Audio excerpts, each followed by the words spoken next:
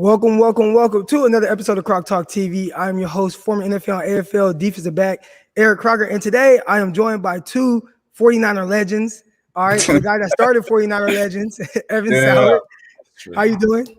Good, man. Good, man. It's good to see you. All right, and of course, I don't even think this guy needs any introduction. The man, the myth, the legend, and the innovator. Yeah. Man, I'm just stealing all your plays, Eric. How you doing, man? I'm good, man. So obviously, I think people saw this on Twitter. This kind of whole thing kind of came about because we're talking about the 49ers and the injury issues that they've had, and I'm trying to grasp my head around it because 49ers have had the most injuries since 2001, or like the second most injuries since 2001, and obviously, I guess in the last 8-9 years. They've been like at the top of the list in the sense 8 years in a row. Yeah. Adjusted wins or something according to injuries. I mean, it's been crazy to kind of see. Games lost. Yeah, games lost. Yeah. Why the injuries are the way that they are. And I have my perspective. I got a guy that I will be bringing on. We'll get his perspective, but we'll also get your guys' perspective as well, because I think Evan made some really good points via Twitter that he thought might have been an issue. So, Grant, because your tweet kind of started this whole thing off, I want to get your perspective first on what you think. And I know you said Kyle Shanahan needs to take responsibility for this. Yep. And then you were like, how? Like, what should he do differently? And that's the only question that matters. And I tried to suggest something. I mean, basically what I'm thinking is Kyle said that the players weren't really in football shape yet. He didn't have them doing one-on-ones. I never see teams doing one-on-ones in the spring because they're too intense. 7-on-7s, 11-on-11s are intense too. You don't do those at 80%. And if you're not in football shape, you could have the little pulls like Ayuk and Richie James had, or you could have, catastrophic stuff like Tavarius Moore. I feel like most teams feel like they need to do these things, but I also feel like the Niners need to kind of think outside the box and find a way to break this 8-year streak, because just doing the same thing every year and hoping it changes hasn't worked. All right, Evan, and what's kind of your... So my main thing is I definitely understand where both of you guys are coming from, but I'm of the mind that, like, when you look at one injury like Tavarius Moore, what happened, when you look at Bosa tearing his ACL, things like that, those are terrible things. And you go, in that situation, how do you stop an ACL team, right? It's such a very specific situation, and I'm in agreement. I don't know that there's any way to fix that, a ligament tear or anything like that. But when you go and you look and you go the most since the dawn of time, or at least one, that's when you have to go, okay, there's got to be a common denominator. What is it? So my thing was this. You've played in the NFL. You've played football for a very long time. I never played football. I just watched it.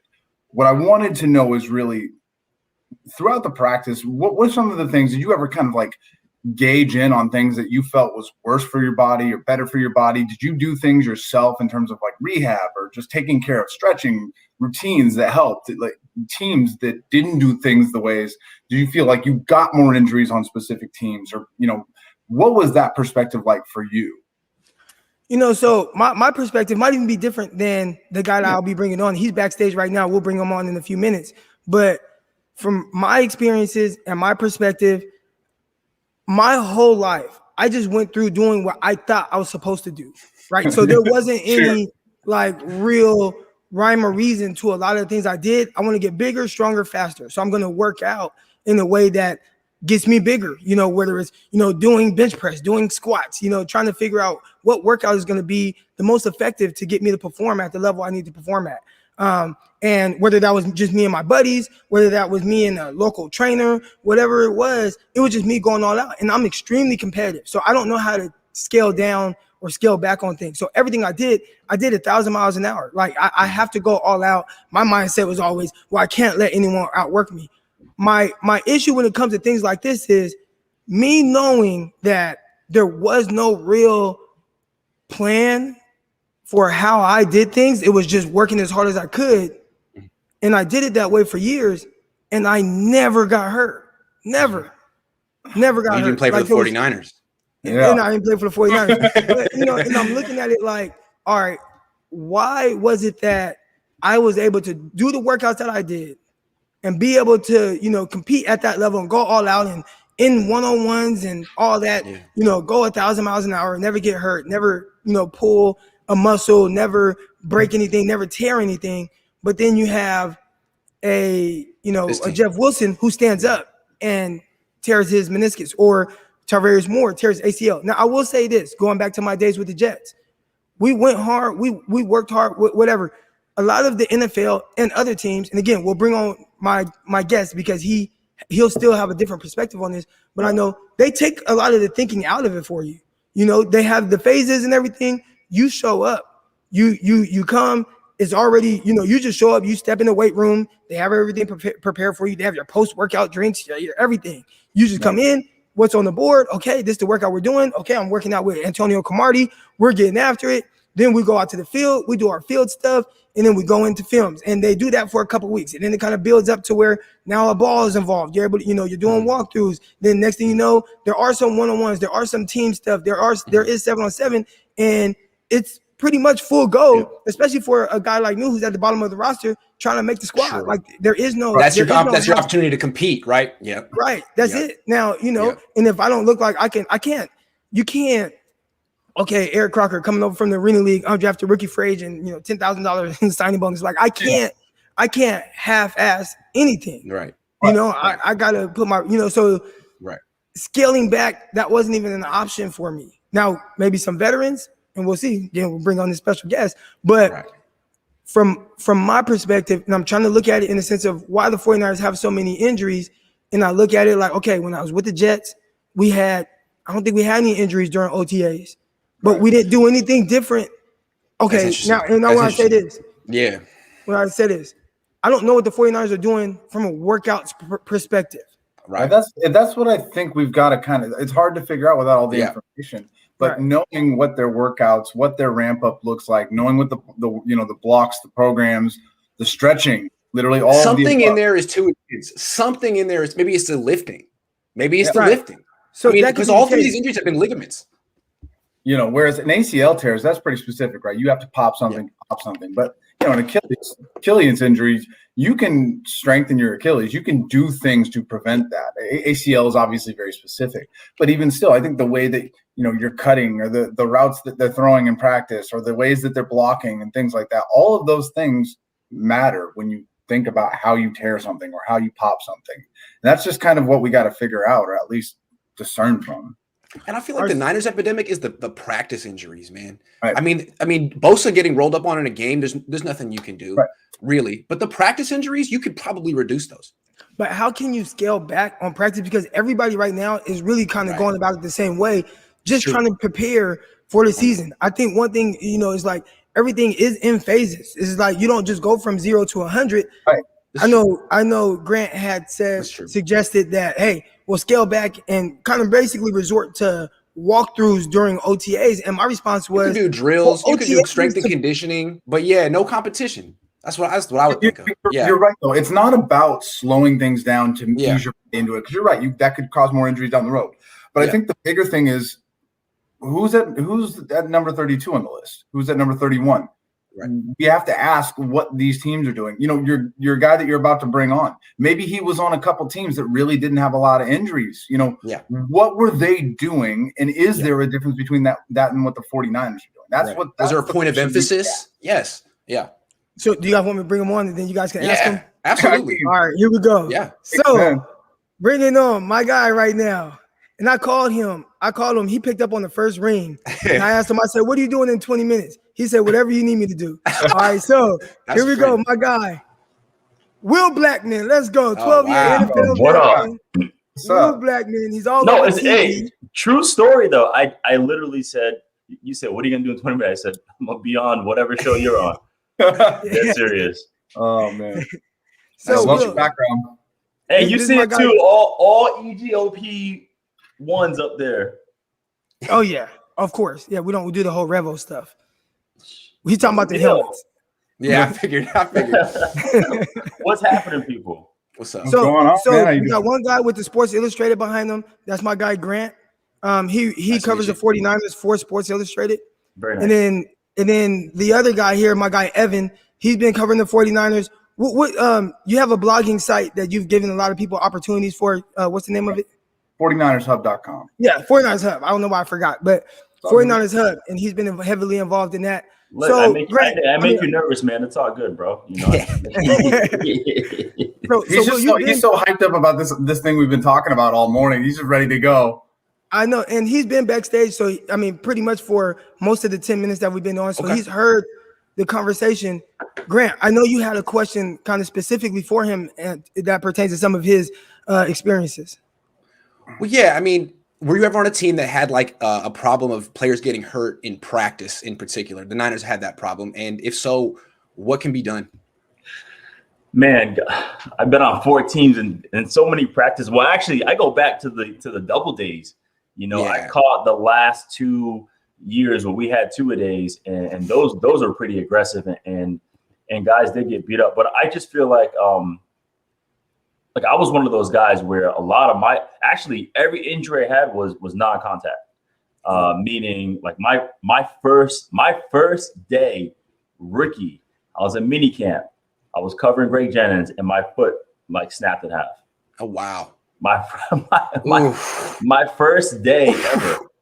And I went and had to graduate on crutches. I went back to school to get my degree, and it was crazy. And then I had all these things that just happened non-contact. And like E was saying, I never got hurt at Boston College.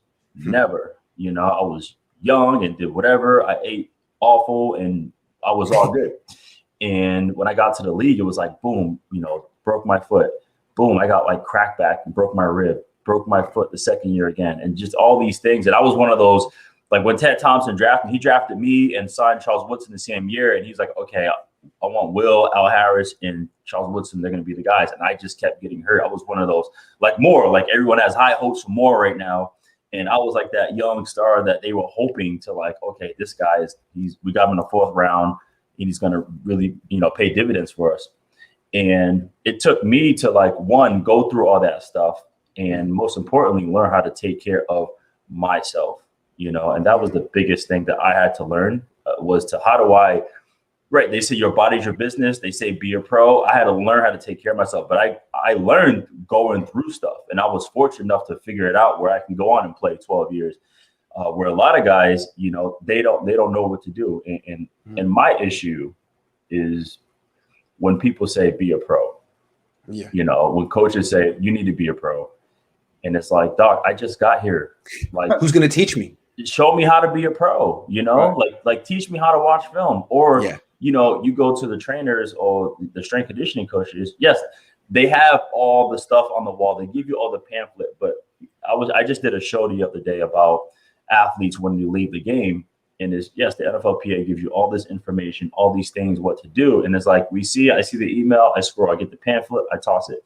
You literally need to grab these dudes by the hand and show them what to do, because there's a rare case of guys who are going to go ahead and do it. You know, prime example, when I went to Seattle, this was Russell's second year. And Russell's like, I know it's forbidden to talk Russell on the show, but he came up to me. He was like, he said, what do you do for recovery? I'm like, I don't know. I do like, you know, hot tub, whatever, salt bath. He said, no, like, what do you do to like make sure like you're healthy? Like, I really want to know these things. Like, all right. So I sat down next to Russell, next to our locker, and I literally told him everything that I did. And I remember he got out like a little note. This is year 2, Russell. He got out notes and took notes on what I did. And next thing you know, I saw him. He was literally doing everything that I did. And plus, you know, obviously he does other things too, but he literally did all these things. And, you know, knock on wood, but Russell never missed a game his whole career. You know, Russell had a grade 2 MCL and still played with that, you know, because his recovery. So that's one thing. It's like these guys literally need to be taught how to take care of themselves, because the volume is different, especially, you know, you look at the Niners, it's an offensive team. I've been on teams. Okay, Green Bay was an offensive team with Mike McCarthy.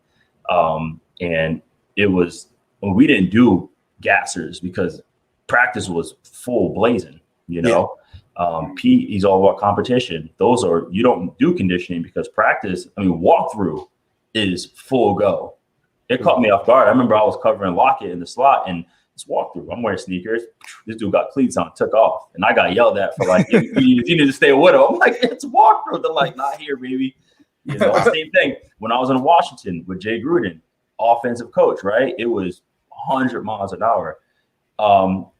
And it all comes down to like, how do guys take care of themselves?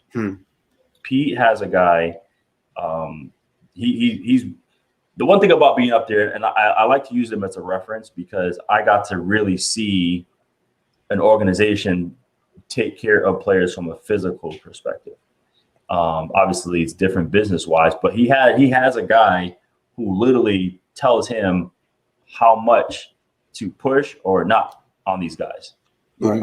Based on the data, like they wear a tracking device. And this is like, they do this in soccer in Europe. You know, they have all these devices, you know, that tracks players, how hard they're working.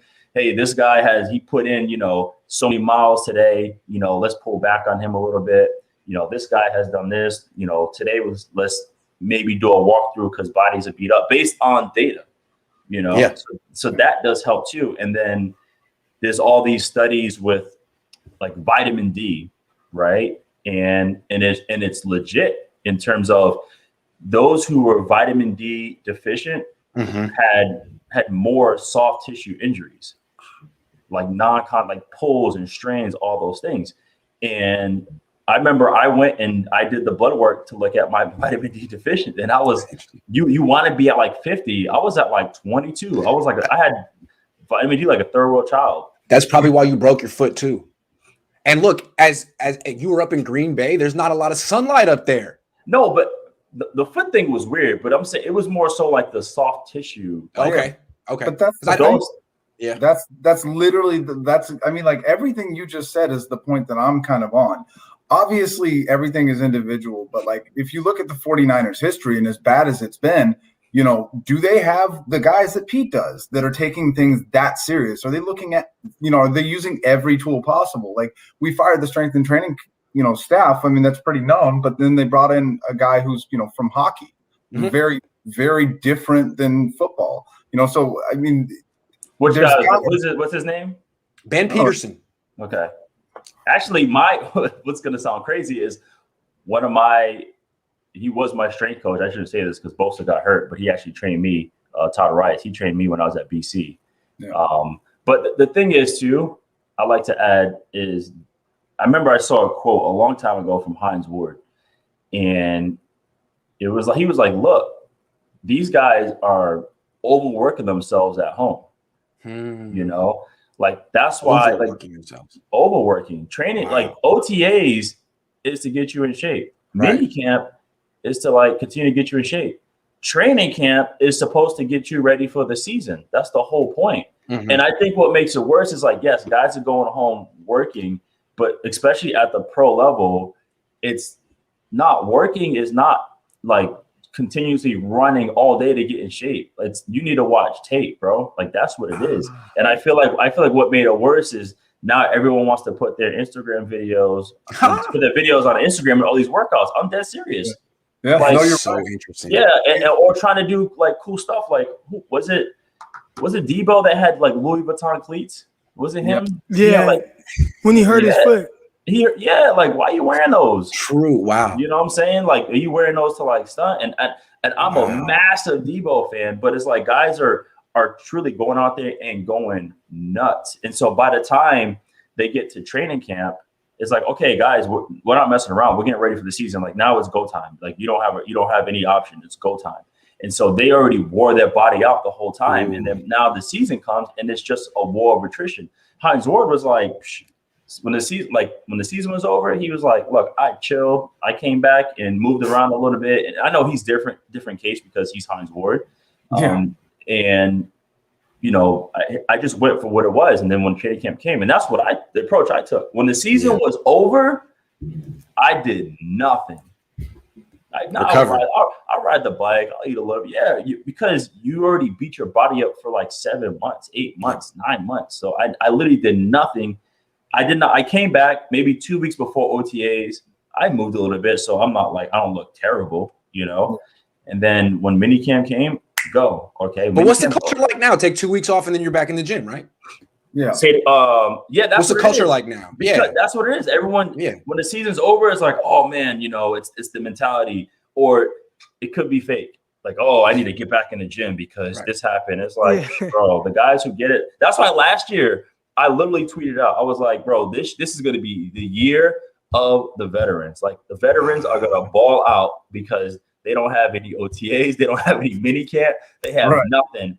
I ran routes with Matt Ryan. He was like, this is great because I get to sit back and smoke cigars all day and drink wine. Like, I have a question. I have a question for you. So, or I don't have a question. A fan has a question. All right. So, would you say that players are just not taking care of their bodies, or do you think they have a plan that they have to stick to? That's a good. Those are both good questions. A lot of players, I wouldn't say they're not taking care of. They are probably working their tail off, but they're not putting in as much time recovery. Yeah, gotcha. You know what I'm saying? That's that. If you're gonna go, like I said too, you went 8-9 months like going crazy, beating up your body. You know, I remember we had this player, Atari Bigby. He used to run around the whole stadium saying, "The human body is not made to play football. The human body is not." And we used to laugh, but because he was a clown, but like he's dead ass serious. It's not made to play football. And so you need to put equally amount of time. Like it was crazy. It took me till year 6 to truly get a full routine. You know, that's why you hear LeBron spending millions, Russell spending millions on their bodies. James Harrison is a great example. Right. Right? Like, JJ Watt goes to bed at 9 o'clock every night. So do I. Yeah. No, what I want to ask you is who ultimately taught you how to be the professional that you needed to be? So when I went to this is actually relative. When I got signed to the New York Giants in 2011, it's because they had like 23, 24 guys on injury reserve. Mm-hmm. And that's the year we won the Super Bowl. They just end up finding guys who were pros and who can get it done. But I remember I talked to Deion Grant and I was like, bro, you never missed a game. Mm. You never missed one game. And I'm like, you played more games in one season than I did in 3. Mm. And he just kind of talked to me about like what it was. But I also learned, I saw dudes, you know, who getting paid who didn't have like unbelievable stats. They were getting paid because they were available. Right. You know, you want to pay guys who are accountable. I always make this great comparison, you know, or an example when I'm trying to teach young dudes about taking care of their bodies. I said, perfect example is Brandon Carr. Okay. Brandon Carr came in, he got drafted to Kansas City. Most people forget. And he started every game all for 4 years. And I don't think he had a pick. I think it continued too with the Cowboys, that stretch of not missing any games. Yeah. No, but here's my point though. He never missed a game.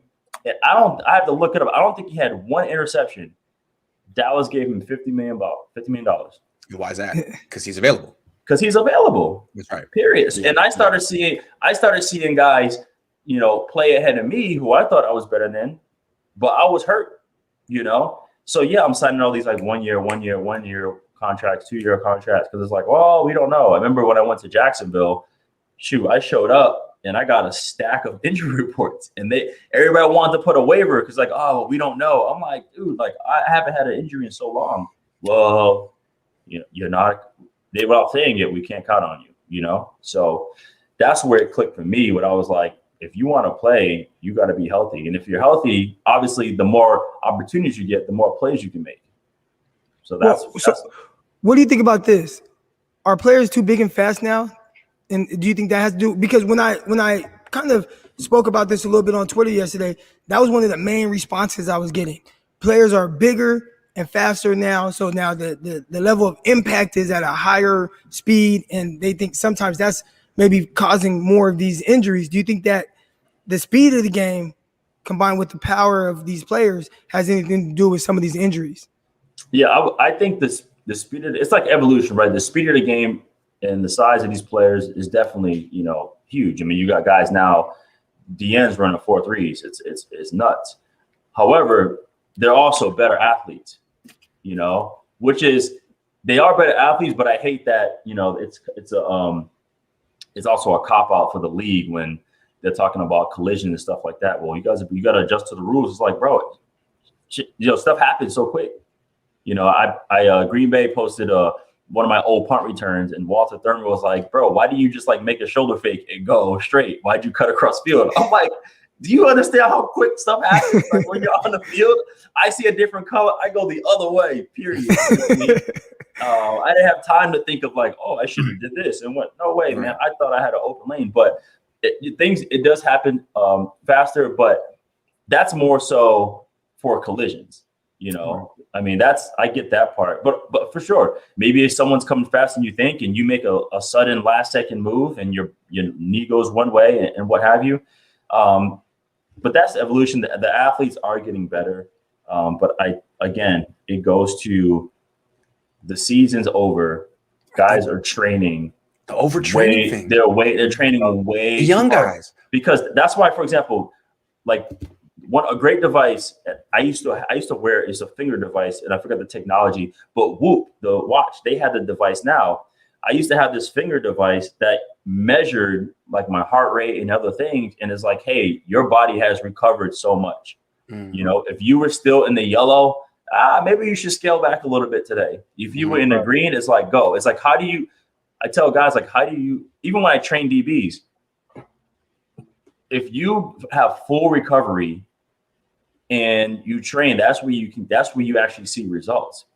If you're gassed, dead tired, body is beat up, like you're not going to get better that day. That's also the one thing. So the Whoop device, the finger device, to what we were just talking about players being bigger and faster and all these things. That's true, but like we're at like we're at like a nexus of like the best recovery science tools we've ever had for taking care of players, right? Like we know more about the human body now than imagine what they were trying to do in 1990. You know what I'm saying? Like right. Some of the best teams, the 94 49ers, right? Or any of the Cowboys teams, like this is like the evolution of like taking care of your body and stuff like that. So you'd think that would balance out a little bit, but like the 49ers are a great example. I mean, hamstring injuries, little things, it's little pokes and prods everywhere, all the time. But everyone is different. So I can't be here and put the whole thing on the Niners. I don't know what they're doing. Right. You know what I'm saying? I can't put the whole thing on the players because everyone's different. You know, everyone is different in terms of what they do. It's like, let's say the Niners are giving these guys everything, what to do, the resources, shoot, you are in Tech City, you have everything there. And perhaps maybe the guy is going home and is like, yeah, you know what? We had a hard practice. I feel pretty good. I'm going to go hoop today. Yeah. I feel pretty good. I'm going to get on my Peloton bike because I want to compete against somebody else. I want to do this. I want to go here. I want to walk here, where they need to sit their ass down and literally chill. But what happens eventually when things start happening more on, that's what happens. Like, it's funny watching the playoffs, right? The basketball, NBA playoffs. When D Rose came in, like towards the end of the game, he did like this crazy weird like stretch routine before he got in the game. It looked like Tai Chi. Yeah. You know what I mean? And but him dealing with a vet who knows what he's doing. Well, yeah, dealing with all these stuff, he was like, okay, like no more. I need to find myself a routine for this not to happen. And that's me. I had to learn the hard way of what to do. So I found out like, okay, I don't need to do the cold tub. I can do these other things. I found this salt bath. I found my own. I never went in the training room. If I had something wrong, I found somebody offsite for many reasons. Main reason is if you go in the training room, like I feel like it's just another tick, another checkbox.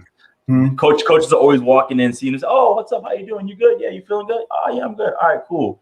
And there's like, dudes up in the training room again. So I never reported. It's not good. Unless I literally got lit up on the field and broke some, tore some, I never reported any issues I had. I went somewhere else and got that stuff taken care of. But that's the thing. Is that a new thing, or is it? Do you think that's normal for most players? Or I think it's normal. I think a lot of guys do. Younger guys don't, but older guys do. They find somebody else offsite. But also too, what helped me again was it was like the education of the game. Once the game slowed down for me, I wasn't working as hard. When I was younger, I literally it's a cardinal sin for a DB to get your uniform dirty. I used to come every game and my jersey was dirty, my pants. I remember Alan Woodson would look at me like, damn, bro, like, nah, we don't get dirty. Stay up. We don't go on the ground. And when I became a smarter player mentally and learn how to take care of my body, it wasn't even about, there's only so many drills you can do, man. Like this. Right. The point is to get better and healthier for the next day. So it's a culmination of things. Again, I don't know how they are over there, but a lot of it, I would say the big part of it is the guys going to all these different facilities. And I mean, they're competing. Sometimes they're competing harder at these facilities than their own teams. This rings so true. I mean, look at the 3 guys who got hurt in the Niners this offseason. Jeff Wilson Jr., he's 25. He's in a contract year. Tavarius Moore, 24 in a contract year. And Justin School's like 24 too. I mean, it seems like you could attribute all of them to maybe working, a little too hard at this time of the year. Do you think that is more so the youth factor of it or the organization? I know you said you don't know what the organization is, but maybe if they try to put something in place for the younger guys, right? Mm-hmm. Like knowing, like if they brought in Will Blackmon, right? They brought in Will Blackmon, they're like, hey, Will, what advice would you give to the young guys or to the training staff? And you probably say, well, I suggest that you tell these guys and teach them how to take care of their bodies away from the facility. Do you think that might be something that might need to be said to some of these younger guys? Well, they're definitely not going to send them away. They're like, if you're, I honestly didn't say our practice was over. We had meetings. We were done at 4. Well, you get that window between meetings and practice, like lunch, whatever. I was in the training room the whole time. Even I will leave to go be home for a little bit and come back to like watch more film. But I took advantage of everything that was there. Everything's there for you, So it's just a matter of utilizing it. And sometimes I think majority of the guys learn the hard way. They get hurt a lot, and it's like, all right, now my money's getting messed with. I got injured. I tore my ACL my contract year in Green Bay, and I did everything. I did ACL, MCL, PC. I tore everything, and that's where it hit me. Like, all right, I need to find something. And I was fortunate to find a guy out here in California, and he changed everything I did. I changed my whole training routine. I never touched a power clean. I never did a heavy squat. I never did any of those things. I changed everything I did. I found every treatment. I found anything you could think of. I found it. I put so many miles in my car doing research and finding people because I'm like, I'm gonna be out the league. I'm gonna be the average. What is it? It's 3.5 years, whatever it is now. But that was me. And a lot of guys who get hurt, they don't have those resources. They don't have, the resource to go ahead and be like, okay, I can get better. I can get this, because sometimes maybe you get hurt and the team is like, well, I'm kind of glad he got hurt because, And I have a question too, Will. Do you think that there's a different way that the teams can ramp up things for, from OTAs to, because I mean, you've been in, 12 NFL OTAs, off seasons, training camps, things like that. Was there anything different as far as the way that they prepared from that standpoint? Like, everybody goes through their phases, right? You got phase 1, phase 2, phase 3, you start getting the ball involved. Right. Do you think that maybe they should scale back even more? And you experienced the old NFL too before the CBA. Yeah. So do you think that they should scale back more, or do you think maybe some of these things are happening because they're not doing enough?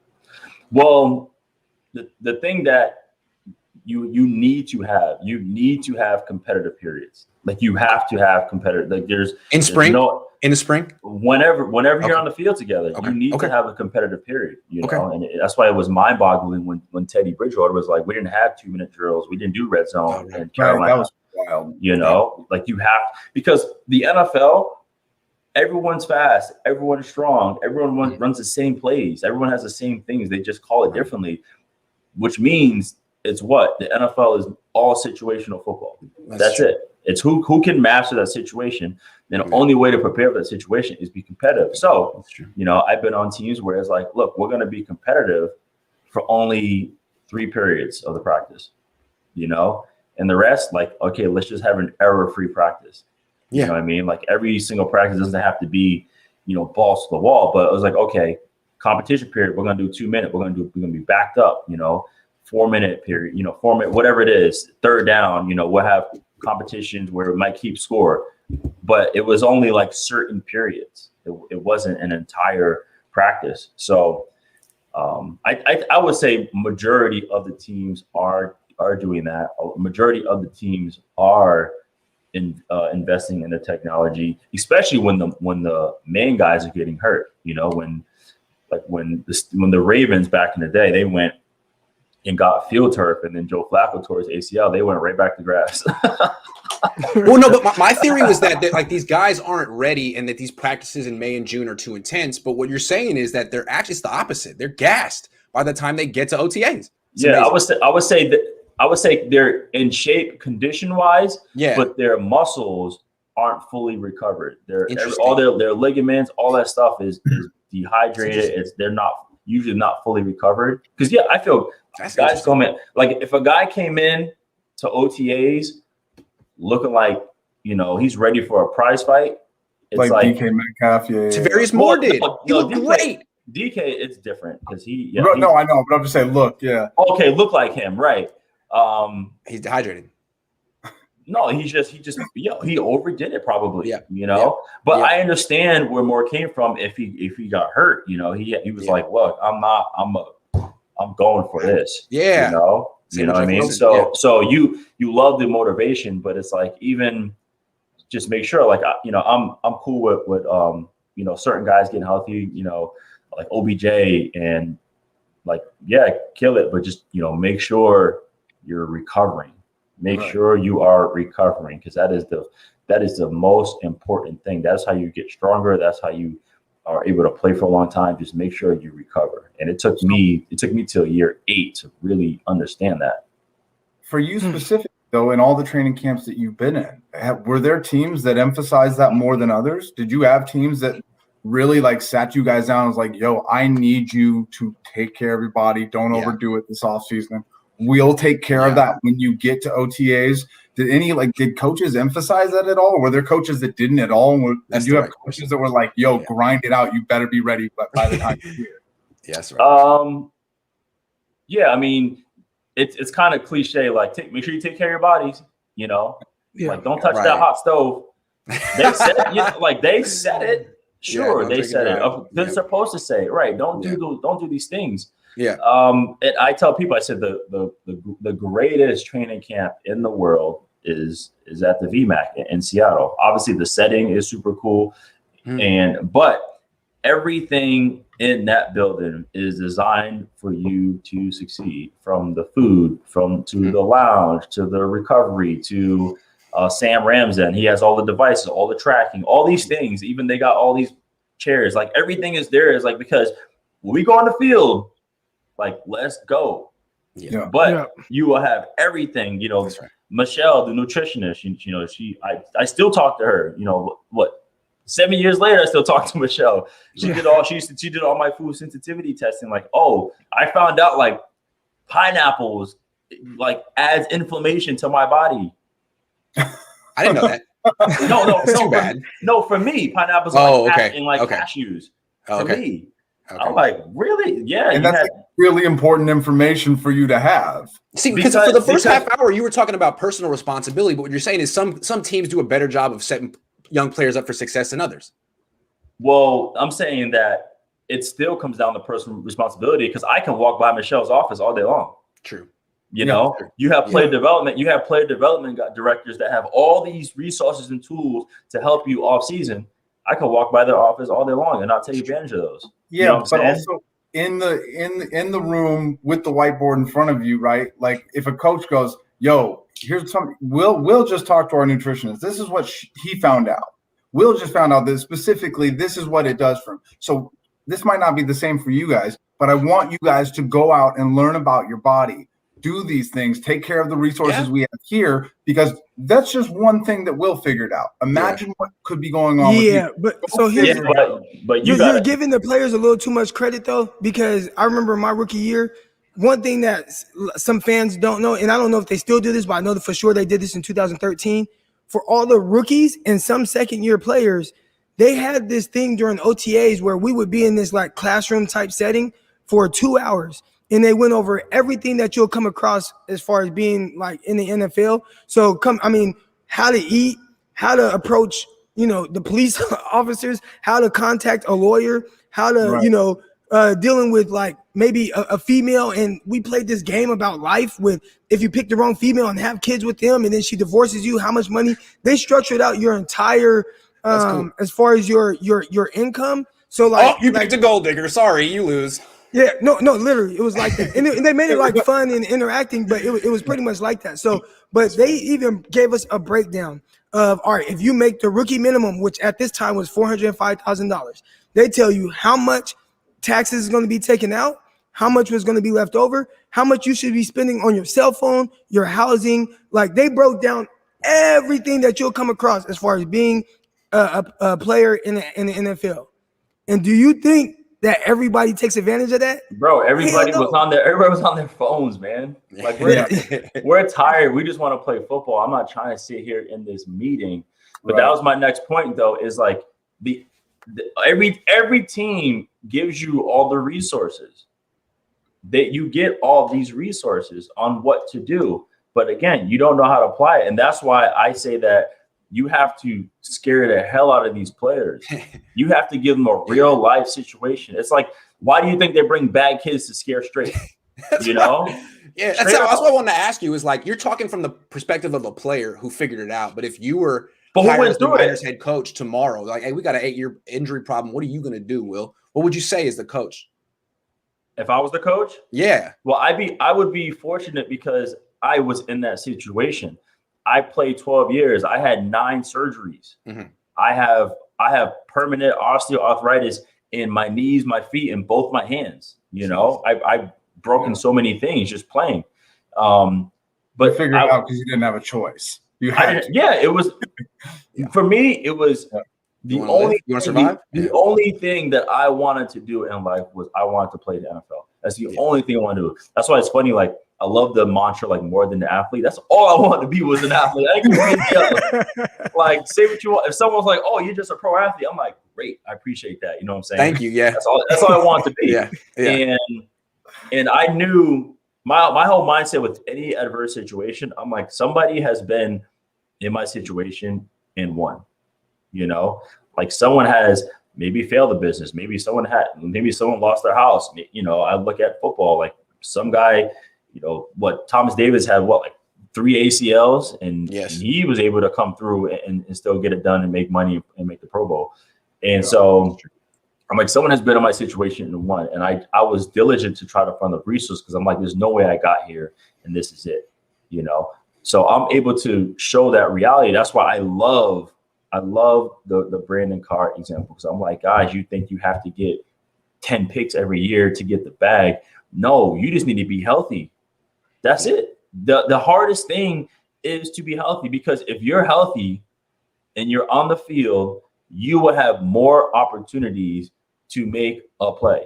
Yeah. Period. Because all they see is, like, they just see what you're doing. Or guys, you're like, man, this guy got signed again. This guy, well, look how many games he missed. Yeah. You know, is he accountable? If you know, no matter how good you are, if you're not accountable, if you can't show up, you can't help us. Yeah. Period. So, and you want to impress in OTAs, but you can't make a team in June. And that's the best way to give them no choice. Yeah.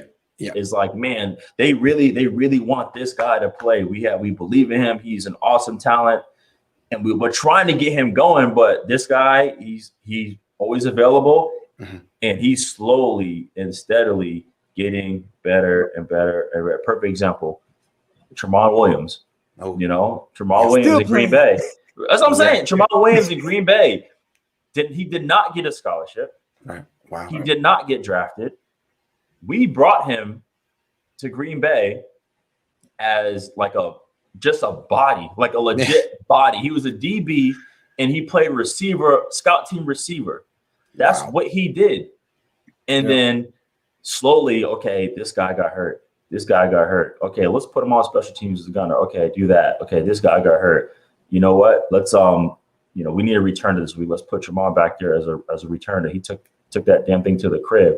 Like, oh man, you know, he's a good returner. Okay, he's still, you know, he's still young. Let's keep And they keep adding him. And next thing you know, he cracked the starting lineup as a nickel, and then just keep going and going. The next thing you know, he got $35 million. And then next thing you know, boom, boom, he's going and going. And every time I look up, Tremon's getting the new deal. Yeah. Like he finally retired, but he was always, it's like, okay, we got a veteran who, okay, maybe he's not as elite as he used to be, but we know he's going to be there. We can trust Frank Gore too. Frank Gore's the same way. I have a question right here. Went through it. Yeah.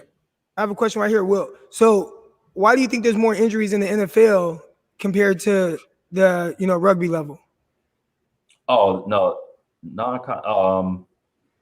I don't think that's true. You think they have as many like non-contact injuries? I think there might be more, but I think the ratio is different. Because I literally just saw something that it's like 4-1 for like concussions, but I know it's like non-contact. It depends. If you're talking about rugby 15s, there's no room to run. So sevens is. I got you guys. Yeah. So injury rates for the shoulder, wrist, hand, and lower leg, and for sprains, fractures, and contusions in rugby were four times greater and as high than those in football. Yeah, but my thing is like non-contact though. Yeah. Like I'm sure guys get torn up and beat up in rugby. Right. 15s, there's nowhere to run. 7s is more open space. So I would feel like it's probably comparable to 7s versus, You know I knew rugby, huh, Croc? You know I knew rugby, huh? Well, you know everything. I mean, so my wife is from Fiji, so I know about the 7s. They're like the best at that. We're the best at 7s. Are we now? It was Fiji for like a good 4 years. I don't know if they're we are. Okay, good. And I know that because when I lived in London, I got into a social media beef with Piers Morgan about Twitter. I mean, about rugby because I was working at Sky Sports, and when England beat US in 15s, he was like, "See, that's exactly why if England suited up in American football, they would destroy us." And I was like, "Dude, what?" I said, "Hold on, man! Like that's not even the case, yeah. Right? It's different." Yeah, but I said we're the best at 15s. Real quick, and I'll get you guys out of here. So somebody brought up a good point with something that you were talking about, right? About the player that maybe some people, feel like maybe isn't as good as other people, but he still hangs around the roster. And I can't find, wait, did I see it? I can't find, oh, here we go, right here. Dante Johnson. Oh, yeah. Yeah. He's somebody that has stuck around in the NFL for a long time, and he continues to be on the roster. He's with the 49ers again this year.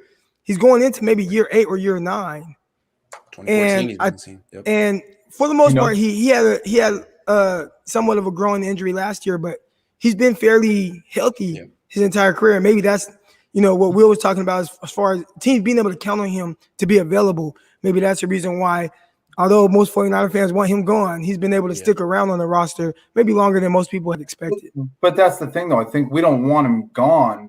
We want more of a talent to replace him. We understand, this is a kid that's knows the system, that plays hard, that, works well with the other teammates, stuff like that. But you just you realize his ceiling, and you're hoping that something will come above that. It's always good to have a safety net.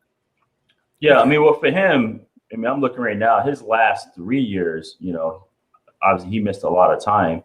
Right. But before that, he played all 16.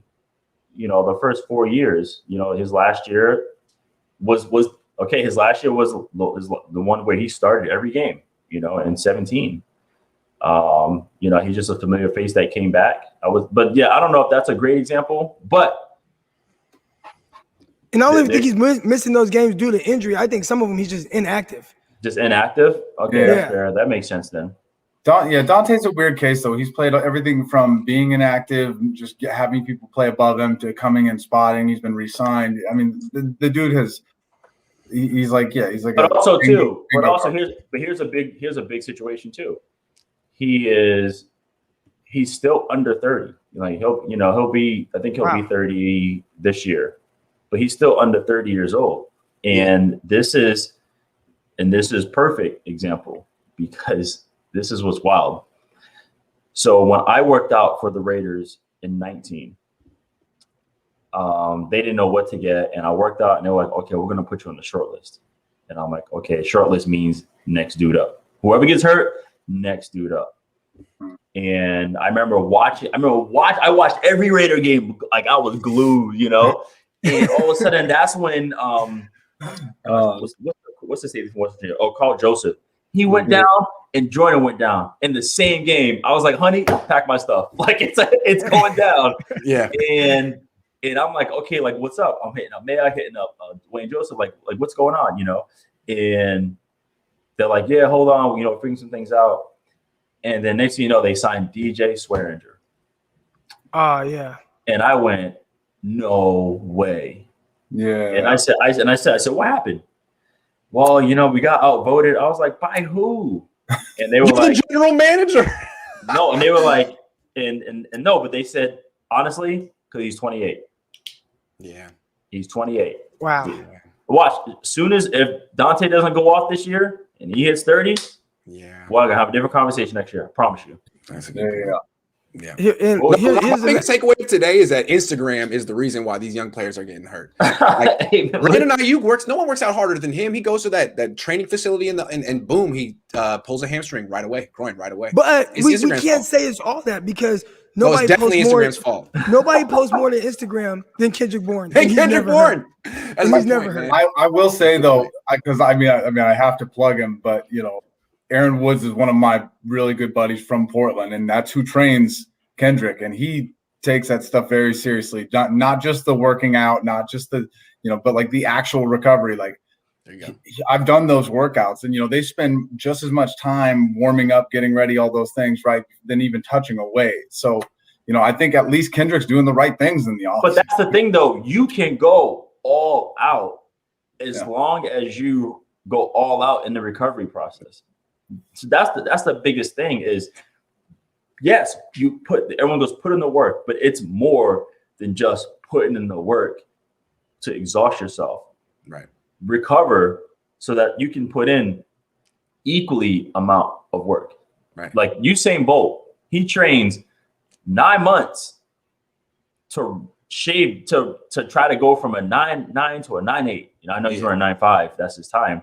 But just that little smidge, 9 months, and there's phases. You have, you know, the speed and recovery phase. You have this phase and this phase, and then by the time you get to competition, it's technique. Right. That's all. You know, he's not running, you know, 300 to 200 anymore. It's just technique. It's just like you gotta rest the steak after you cook it. You can't just cut into the steak right after you cook it. You gotta give it 10 minutes. Sometimes you got to cut that steak ASAP. That's true. Hey, and Will, real quick, this is the last question. The Hawk Tackling Clinic in Seattle. What's that about? So one of the most underrated secondary coaches to ever grace the NFL is Rocky Seto. Okay, he pretty much was the oracle for like Earl and Cam. Okay, he used to put together these presentations, not just tackling clinic, but he put together like situation. He had a buzz issue segment. He had a hook issue segment. He had a 2-to-1 read segment. He had like he was brilliant. He's now a pastor in California. Brilliant. And he led the tackling clinic, and basically it was teaching you just really how to take your head out of it, so you don't get concussions. And it was a lot of it was due to, you know, watching rugby stuff, because obviously rugby, you want to hit with your head, well, that's your fault. So a lot of it was like learning the proper ways on how to tackle and be secure. You know, ironically, they have one of the best tacklers to ever play in Bobby Wagner. He barely misses a tackle. So that was what it was about. It was all these different styles of tackle. It's on YouTube. You can watch it, and it was beneficial. Nice. So we're approaching the hour now. I appreciate everybody for their time. Grant, I appreciate you. Evan, Will, I appreciate all of you guys. Is there anything you guys, any last notes or anything you guys kind of want to put out there before we exit? I just learned so much. I'd never met Will before. You're fantastic, man. Thank you so much. No, I appreciate you, man. Yeah, thank you. Yeah, anytime. I love to learn. I love to share, man, and that's just what I do. That's how it rolls. So yeah. Yeah, it was nice to get your perspective though, because that's kind of the thing. I mean, that's how this conversation all started. We're just trying to dig and learn and kind of figure out what the nuances are. But you see, there's so many variables that it could be. You know, can we say it's, you know, like, let's say if, you know, my wife and I have a dispute about something and like, oh, she's right, no, I'm right. Well, I was like, you know what? I probably could have said this differently. I could have done this differently. Sure, I could have. It's at the end of the day, we're both right. Yeah. Or wrong. Yeah. At the end of the day, the argument happened because of both of us. You know? So it's like, sure, the guy said, a coach would say, take care of your body. He told you to take care of your body. Yeah. Right. Now, most veterans like, yeah, okay, I take care of my body. But someone else, you go, take care of your body. Here, do this, do this, do this. Hey, you have this, you have that. You know, you need someone to micromanage everything. And some guys do, because some guys, they just want to play football. And I want to add this. I meant to say this earlier, but I always talk about, like, people always talk about your transition out of your sport, right? Like, it's super hard. Everyone goes bankrupt. Everyone gets divorced. They don't know what to do. They get depressed and all that stuff. But no one talks about your transition into your professional sport. Think about it. We're in college. You know, I didn't work. I didn't have anything. Actually, I worked one time. I worked at a sneaker store, and you get drafted, or whatever. You get on a team. You got to buy a house. You got to buy a car. You have bills. So what do you do for this stuff? Well, you have an agent. You have a CPA. You have a man, an assistant. All these things, but the team does not care about that. You need to perform. You need to perform. You know, we all come into the league with financial literacy. We all come to the league with all these things that we don't know how to do. And we need to hire all these people to help us with these things, you know? And so we're already like that. So then when we come into the league and, you know, if we're not taught how to do that in the college level, you come into the league and they're like, be a pro. They expect you to know how to do that at the pro level. So figure it out. Right. Well, hit up a vet. I thought we were out of here, but we got a couple of super chat questions, so we got to answer them. All right. You're good. So, I have lunch at 11:30. Do franchises offer the preparation, weight training, and recovery in the off season and right before camp, or does the cost does the cost come out the player's pocket? Yeah. So teams are there year round. That's their job. The issue in certain areas, like, okay, when I was in Green Bay, I did not stay in Green Bay in the offseason. There is no way. You know, I lived in South Beach. Like, I'm not staying there during the winter, and there's nothing there. There's no shot. Nothing. No, but there are some people. Okay, let's say you have a family, kids are in school, or let's say you are in a cool city. Right. Guys will stay there, and guys are there year round, and they will go into the facility because that it's there for you. Yeah. And yeah, when you go train elsewhere, it is out of pocket, but it's a write off because it's a business for you. That's the one thing about it that I learned. I was like, okay, so anytime I go to Dick's Sporting Goods, it's a write off. My agent was like, yeah, bro, it is. I'm like, all right, no. How many years in the league did it take you before you learned about the write offs? I learned for training. I learned it early that it was. Yeah. You know, my agent told me that stuff. Oh shoot! All right, you're right. I do got to run. I got a meeting.